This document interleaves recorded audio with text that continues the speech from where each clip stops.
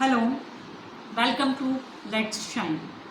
देखिए, पीआरटी के इंटरव्यू जो हैं वो स्टार्ट हो रहे हैं और मेरे पास बहुत सारे मैसेज आ रहे थे, मैम इन टॉपिक्स पे वीडियो बनाइए।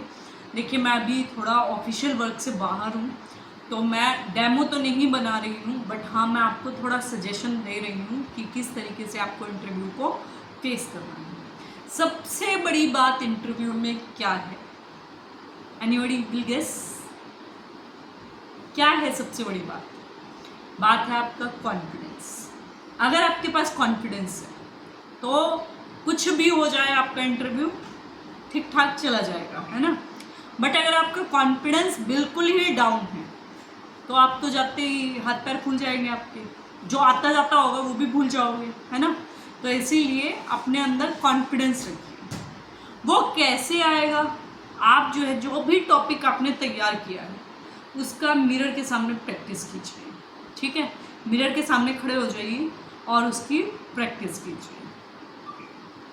जो भी गलतियां कर रहे हैं मिरर के सामने खड़े होकर देखेंगे, आपको खुद ही पता चल जाएगा कि मैं क्या गलती कर रही हूँ या कर रहा हूँ। मिरर के सामने करिए और साथ के साथ मोबाइल से रिकॉर्डिंग भी कर लीजिए। हो सके तो किसी फैमिली मेम्बर को सामने बिठा लीजिए, है ना। तो आपको ज़्यादा हेल्प मिल पाएगी, वो जज करके आपको बता पाएंगे कि आप जो है कितना अच्छा कर रहे हैं। ठीक है, नंबर 1 कॉन्फिडेंस बहुत बहुत ज़रूरी है। दूसरा, बोर्ड पे प्रैक्टिस करिए, है ना। अगर किसी के पास बोर्ड घर पे नहीं है, कोई खर्चा नहीं करना चाहता है, ठीक है, अभी आपके पास है 3-4 दिन का समय है, जिनका मान लो 3 तारीख से इंटरव्यू स्टार्ट है, तो अभी 3-4 दिन का समय उनके पास है, तो वो चार्ट पेपर लेकर के अपने घर पे उसे बोर्ड कंसिडर करके उस पर डेमो स्टार्ट करिए। ठीक, कैसे डेमो स्टार्ट करना है, आप अपना टॉपिक तैयार करके जाइए। अब बात आती है कि मैडम हम क्या टॉपिक तैयार करें, है ना। तो देखिए, पोएम तो जरूर करके जाइएगा। 2 इंग्लिश की कर लो, 2 हिंदी की पोएम कर लो। ठीक, और पोएम ऐसे नहीं है कि बस पढ़ दी जा करके पोएम, नहीं, वो पोएम नहीं होती है। पोएम में एक्टिव पार्टिसिपेशन ज़रूरी है। आप एक्टिवली पार्टिसिपेट कीजिए, चिल्ड्रन को भी एक्टिवली पार्टिसिपेट कराइए। ठीक है, आपको देख करके बच्चे एक्शन करें। पोएम में खास बात क्या होती है कि आप एक्शन के साथ उसको पढ़ा रहे हैं। ठीक है, रिदम आपकी सही है और क्लास आपके साथ जो है वो पार्टिसिपेट कर रही है, ये बहुत ज़रूरी है। कविता तो ऐसे तो बुक से कोई भी पढ़ के सुना देगा, बट टीचर क्यों है ना, उसको और इंजॉयबल बना के उसे सिखाए। तो 2 हिंदी की तैयार कर लो, 2 इंग्लिश की तैयार कर लो। अगर हिंदी की क्लास 1 और 2 की तैयार करना चाहते हो तो जो है न्यू एनसीईआरटी से करना, नई एनसीईआरटी से, पता चले कि हाँ आप अपडेटेड हो। ठीक है, ऐसे ही इंग्लिश का एक पॉइंट कर लो आप 1 और 2 क्लास से हिंदी की, और एक कर लो इंग्लिश की क्लास 1 और क्लास 2 से। ठीक है, फिर ऐसे ही 3rd 4th 5 में जो है आप एक पोएम इंग्लिश की कर लो, एक हिंदी की कर लो। ये आप अपने से तैयार करके, बहुत अच्छा लक अगर आपका हुआ तो यही मिल जाएंगी कि आप जो तैयार करके आए हो वही करा दीजिए। अच्छा लक नहीं रहा तो कोई बात नहीं, एनसीईआरटीज़ को एक बार नज़र मार जाइए, है ना।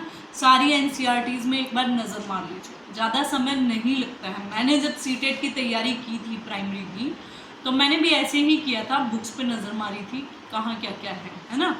तो वो आप एक बार नज़र मार दीजिए कि ऑन द स्पॉट आपको एनसीईआरटी से कोई पोएम दे दे पढ़ाने के लिए कि ये कविता आज पढ़ाइए, तो आपको थोड़ा उसके बारे में पता हो। अब बात आती है ईवीएस और मैथ्स की, है ना।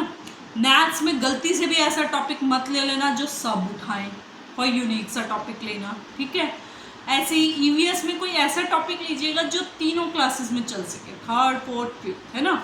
तो आप ईवीएस की जब बुक उठाएंगे तो आपको उसमें एक चीज़ समझ में आएगी, फूड जो है वो तीनों क्लासेस में है, थोड़ा थोड़ा करके अलग अलग उसका, है ना। कहीं किसी क्लास में थोड़े लेवल पे है, किसी में हाई पे है, किसी में उससे ज़्यादा हाई पे है ना। तो तीनों क्लासेस में फूड है। एक कॉमन टॉपिक आप ईवीएस का फूड ले सकते हैं, ठीक, या फिर प्लांट ले सकते हैं, प्लांट को कैसे पढ़ाएंगे आप। और क्लास 1 और 2 के लिए आपको बोल दिया जाए तो बॉडी पार्ट आप ले सकते हैं। ठीक है, तो ये जो है ये आप तैयारी कर लीजिए। ठीक, इसमें आपको जो है कुछ ना कुछ सफलता ज़रूर मिलेगी। अगर लक अच्छा रहता है तो आपको वही टॉपिक दे दिया जाता है कि इसी को ही करा दीजिए, ठीक है। लक ज़्यादा अच्छा ना रहे तो वो अपनी तरफ से भी दे देते हैं, अपनी तरफ से दे दे और आपको वो टॉपिक हार्ड लगे, आपको लगे कि भाई मैं तो ब्लैंक हो गया, मैं कुछ नहीं इसमें करा पा रहा हूँ, है ना, तो कुछ नहीं करना है, एक रिक्वेस्ट करनी है कि sir will you change my topic, ऐसे करके आप रिक्वेस्ट कर सकते हैं। अगर पैनल सहमत होगा तो कर देगा, नहीं होगा तो कुछ भी नहीं है, आप उसी टॉपिक को कंटिन्यू कीजिए जो दिया गया है। कुछ बच्चे घबरा जाते हैं कि हम ऐसे रिक्वेस्ट करेंगे तो हमारे इंटरव्यू पे फ़र्क पड़ेगा। अरे जब अगर मौका मिल जाए तो चेंज कर लेना चाहिए, नहीं मिल रहा है तो कोई बड़ी बात नहीं है, ठीक है। और मोरोवर लड़कियां जो है वो ध्यान रखें, हाई हील सैंडल ना पहन के जाएं, टक टक टक टक की आवाज़ ना करें, ठीक है। और काम हो जाने के बाद बोर्ड पे जब काम हो जाएगा तो बोर्ड रब करके ज़रूर आएँ, ठीक है।